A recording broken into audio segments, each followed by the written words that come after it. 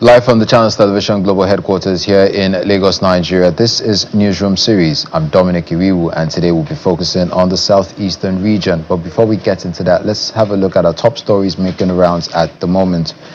The federal government has denied scrapping the junior secondary school and senior secondary school and replacing them with a new 12-year uninterrupted basic education model. In a press statement signed by the Director Press of the Federal Ministry of Education, Folashade Boriowo, the Minister of Education at the Extraordinary National Council on Education meeting held on February 6, 2025 in Abuja presented a proposal for discussion, not an immediate policy change. The statement explains that the proposal seeks to migrate to 12 years of compulsory education while retaining the current 6-3-3 structure. The statement further explains that a key aspect of the proposal is to eliminate the examination barrier between GSS and SSS, allowing for a seamless transition of students without the hurdles of an external assessment at that stage, and the proposal is still a subject of consultation and deliberation. The statement adds that to ensure all well-informed decision, the ministry will undertake extensive stakeholder engagements over the next 8 months, consulting widely with education policymakers, state governments, teachers, parents, and other key players. The final decision on whether to adopt this reform will be made at the October 2025 National Council on Education meeting. The Independent Corrupt Practices and Other Related Offences Commission has arrested Adam Imam Yusuf, a Deputy Commandant of the Nigerian Security and Civil Defense Corps (NSCDC) in Kogi State, over the alleged diversion of more than 3 billion naira. Yusuf, who was at large until now, was taken into custody from his residence in Gwagwalada, Abuja, and is set to face prosecution. According to a statement by the spokesman to the commission, Mr. Demola Bakare, investigations revealed that former Chief of Naval Staff Vice Admiral Usman Jibrin, retired, allegedly orchestrated the fraud through Yusuf and former Brigadier General Ishaya Baku Gangum, retired. The alleged scheme reportedly involved the diversion of public funds using 92 fictitious companies that were not registered with the Corporate Affairs Commission. An investigation by the commission also traced these funds to Lahab Integrated, Gate Coast Properties, and other affiliated companies, leading to the acquisition of over 18 properties, including filling stations. 4 of these properties have been forfeited to the government so far, while legal proceedings continue over the remaining assets. The ICPC is also intensifying efforts to apprehend other suspects at large. Vice President Kashim Shettima says there is a surge in medical tourism to Nigeria as patients from the United States of America and other countries are thronging to hospitals in the country for kidney transplants. The Vice President stated this when he met with the leadership of the Nigerian Association of Nephrology in his office at the Presidential Villa, Abuja, ahead of the association's 37th Scientific Conference and Annual General Meeting. He specifically mentioned a recent development where 13 patients from America were flown to a hospital in Nigeria for kidney transplants. According to the Vice President, this is because of the affordability of the treatment for kidney transplants in Nigeria and the presence of high-quality expertise within the country's medical community. However, he underscored the importance of more investments in specialized medical education and the need to train more medical experts, especially women, so as to sustain the progress being made.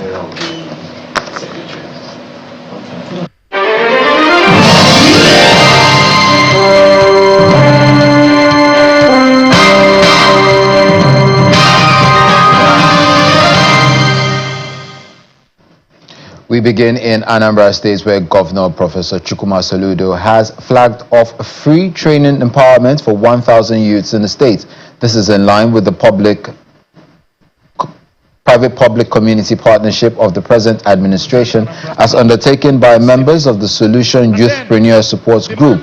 Addressing the youths at the International Convention Center, Awka, Governor Soludo gives assurances that his administration will continue to raise youths who will in turn raise more youths for sustainable development and a prosperous homeland.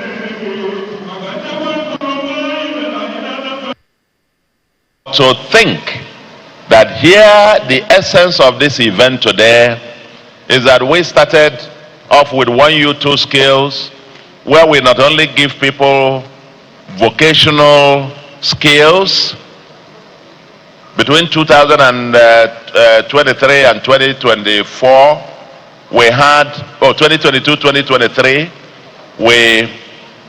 for about 12 months, people were put under the formal, almost reinvention of the Igbo apprenticeship system, where you now take those to be trained to the places of training. In some form, you might liken it, some people call it IT, almost an industrial training, where the person is taken there to be trained from first principles in specific vocations. And after that, they are given the second skill, which is entrepreneurship skill. How to run a business, how to organize a business, manage your finances, and so on. And then we provided them with seed capital and provided also resources for them to access if they wanted access to cheap financing, a single-digit interest rate, but then with seed capital as grant. And then we set up the cooperative structure that then traces and continues to monitor and mentor those who have been trained and empowered to now run their own businesses, and getting feedbacks and social and group support, social and group networks. The failure rate of these things, examples across the world, has been very monumental, very high. But for us to come back, barely 12 months, less than 24 months, certainly, to come back and to have 1,000 out of these people who themselves are now firmly established and have become millionaires themselves, offer to say, listen, we now want to train others free of charge by ourselves. That's why we are here.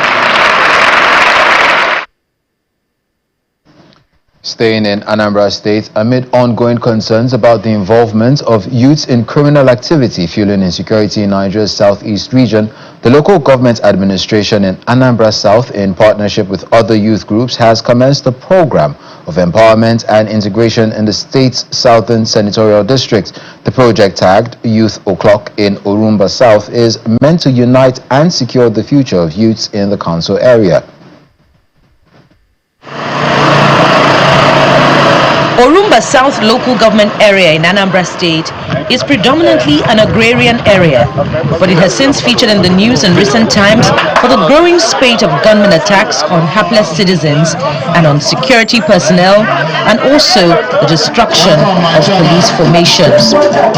Having identified the demography of those found culpable to be mostly youths, the mayor of Orumba South, in collaboration with the President General of the Youth Wing of the State Association of Town Unions, ASATU, has kick-started a campaign tagged Youth O'Clock in Orumba South.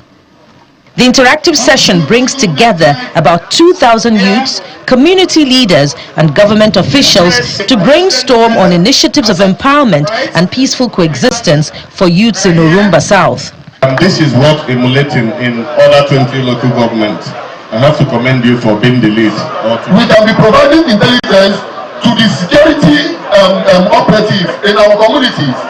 Addressing the youths, the President General of ASATU draws the attention of the leadership of the youth wing of the 15 town unions in Orumba to join forces with the mayor in order to drive a more positive value system. This position is endorsed by the mayor of Orumba, who advocates for peaceful coexistence. Youth O'Clock, that will begin to engage you people. We will begin to engage you all. We will have peace in Orumba South. There will be peace in Orumba South. There will be zero crime in Orumba South. Mr. Azubike announces training for youths in 20 vocational skills, including ICT, metal fabrication, agriculture, and fashion. The mayor demonstrates his commitment to positive youth engagement with an instant financial support of 1 million naira to one Mr. Okoliofo Nemeka to enable him establish a photography business. The message on brotherly love and peaceful coexistence is clear and has been effectively driven home in Urumba South Senatorial Zone with the Youth O'Clock program. The outcomes are then earnestly expected in the reduction in youth restiveness and the crime rate. And now to politics, as calculations and permutations are ongoing massively as the 2025 governorship election in Anambra State draws near. Several aspirants from the opposition All Progressives Congress APC insist on having the capacity to unseat the incumbent. From the Central Senatorial Zone, Mr. Obiora Okonkwo maintains that zoning cannot replace the best hand, while from the South, Mr. John Bosco Onoku says a credible youth with capacity can unseat the incumbent governor, and from the North, Mr. Paul Chukuma says there's massive influx of people into the APC for him, and for him it is a sign of victory for the party.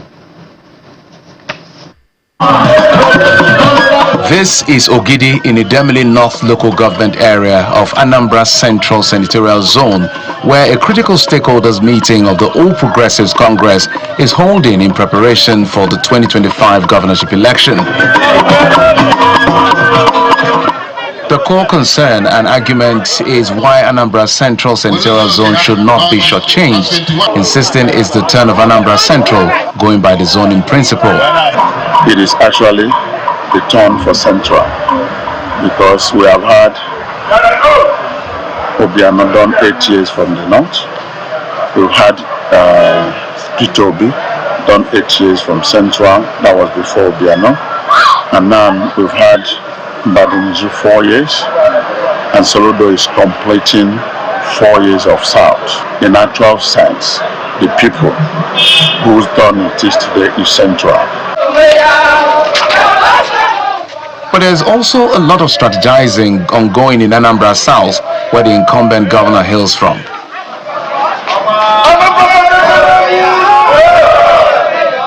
APC stakeholders from the ward to zonal level are meeting in Ekulobia, Agwata local government area, to articulate strategies that will ensure victory for the party at the November polls. Let's give a credible youth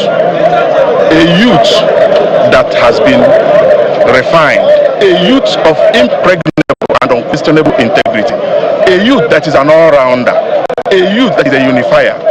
Once a youth that has all these qualities grabs a ticket of any political party, of course, don't forget that youth constitute 70 to 75% of the voting strength of any particular election.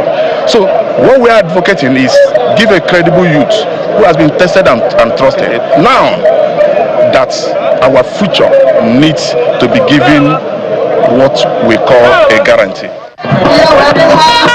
In Umueri, Anambra East local government area, in the North Senatorial Zone, political activities are also in top gear, with alliances being formed despite the fact that the immediate past governor of the state is an indigene from the zone. They announced the defection of a big political movement in the state, Ikenga Front, to APC, as well as the endorsement of one of the aspirants. Indeed, the biggest political movement in Anambra State that cuts across different party lines came together and aligned their base with the party, the APC, and they did not stop at that. They came out to endorse my aspiration as their preferred candidate for the governorship race in Anambra State. But the ruling All Progressives Grand Alliance says it is unperturbed by the opposition and is more than capable of retaining the governorship seats. We are going to make a very loud statement. We are going to make a loud statement that indeed APGA is Anambra and Anambra is APGA. It is a race that is time-bound, with a finish line in November 2025, when voters choose their next governor in the state. The next couple of months will see more alignments and realignments as political parties and aspirants weigh their best options ahead of the November election. Across in Imo State, a group under the aegis of City Boy Movement Southeast Zone has unanimously passed the vote of confidence on the economic policies of President Bola Tinubu. This was disclosed at the 2025 first quarter meeting of the group held in Owerri, the Imo State capital. According to the group, this gesture demonstrates their support for the vision and renewed hope agenda of President Bola Tinubu in ensuring Nigeria's economic growth. According to the Southeast Zonal leader, Mary Ikoku, though the present economic policies of the president might come with initial pains, but it will eventually lead to economic prosperity for the nation. She calls on the youths of the Southeast to continue to support the administration of President Bola Tinubu because he means well for the nation.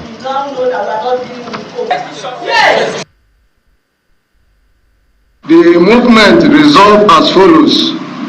1. Vote of confidence. The zone's leadership has passed a vote of confidence to the economic policies of Mr. President Bola Ahmed Tinubu. 2. Loyalty to established leadership. The movement reaffirmed its commitment to its legitimate leadership structure and vowed to reject any illegitimate factions. Southeast youths do not yet know the policies of the government that have impact on their lives. Many of them don't have money for their school fees in university. They are at home. They don't know that this government has provided scholarships for them. And these scholarships, you don't need to know anybody. You don't need to know anybody in government. It is called the NEL Fund, right? All you need to do is go on to the website www.nelfund.org and apply. Once they check you can't afford that school fees, your school fees will be paid to your school directly. Just carry yourself and go to school and become what you want to be in life. Many of our Southeast youth, they don't know about it, and that's why there was a low turn-up of Southeast youth students who benefited from that project. There is SMIDAN. There are a lot of empowerment programs, entrepreneurship programs in SMIDAN geared towards young people and women. Our youths don't know.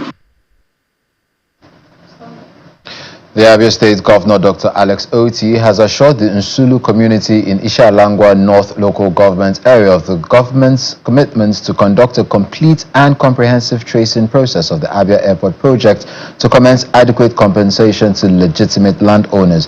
Speaking during a crucial meeting between the state government and the Nsulu Airport Community's Landowners Forum at the government's house, Umahia, the governor, represented by the Chief of Staff, Pastor Caleb Ajagba, assured that sons and daughters of the Nsulu community will be given priority employment opportunities in the airport project. The banquet hall of the government house in Abia State is filled with village heads, compound heads, landowners, government officials, and the technical team of the Nsulu Landowners Forum of the proposed Abia Airport project in Isialangwa North local government area. The meeting is at the instance of the Abia State Governor Alex Oti, represented by his Chief of Staff Caleb Ajagba. He wants all parties to work together and address concerns that might arise in the future in the course of the execution of the airport project. We started this journey with all the representatives, including the village heads and the traditional institutions. Today's meeting is very significant, and I believe it's going to be further progress in our journey to actualize the Abia airports, that is in Nsulu. This meeting should be able to take a holistic look and be able to come with a framework that will work for everyone. One thing you can tell to the bank is that His Excellency will pay the last dime in terms of compensation, and nobody will be cheated. He's a leader, he's a father, and he wants to make sure that, as he said, he's bringing prosperity to Abians. A representative of the landowners of the proposed Nsulu Airport project, Chief Uzo Azubike, expresses satisfaction with the outcome of the meeting. The Zulu people also commend the Executive Governor of Abia State, Dr. Alex Oti, OFR, for upgrading the airstrip to an airport and for choosing Nsulu for the proposed Abia Airport project while pledging their support and cooperation for the actualization of the project. The teams agreed to work together to address any concerns that may arise in future in the course of execution of the project, including but not limited to further reducing the land size.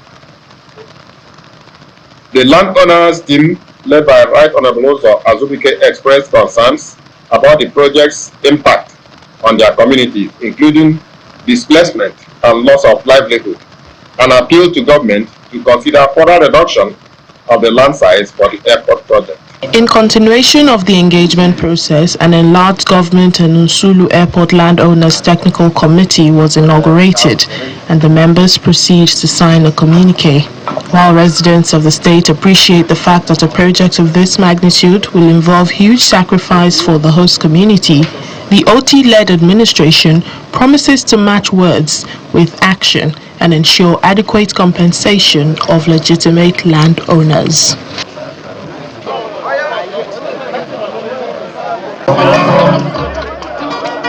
Staying in Abia State, Governor Dr. Alex Oti has officially flagged off the construction of the Omenuku Bridge located at Ozu Abam in Arochukwu local government area with a promise that the bridge project will be delivered in 9 months.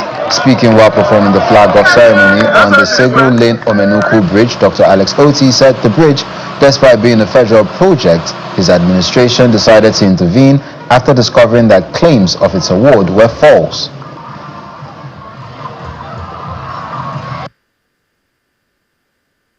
We have flagged off this project. In 9 months, we will come here to commission it.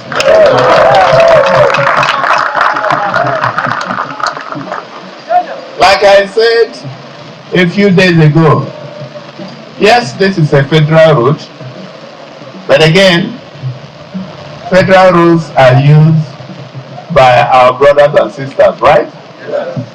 So anywhere we have job to do, we go and do it, irrespective of whether it is federal, state, or local government.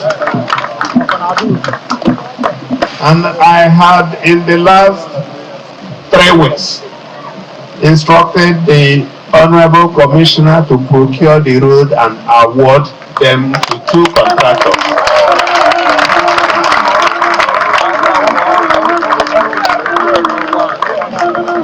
So in the next few weeks, you will see work start at the Abam Ring Road from 2 ends.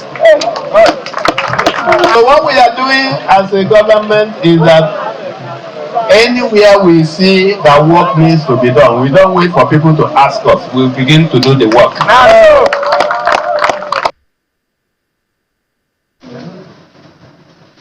And that's where we draw the curtain on this edition of Newsroom Series. I'm Dominic Iwiwu. For updates on the news, you can check our website,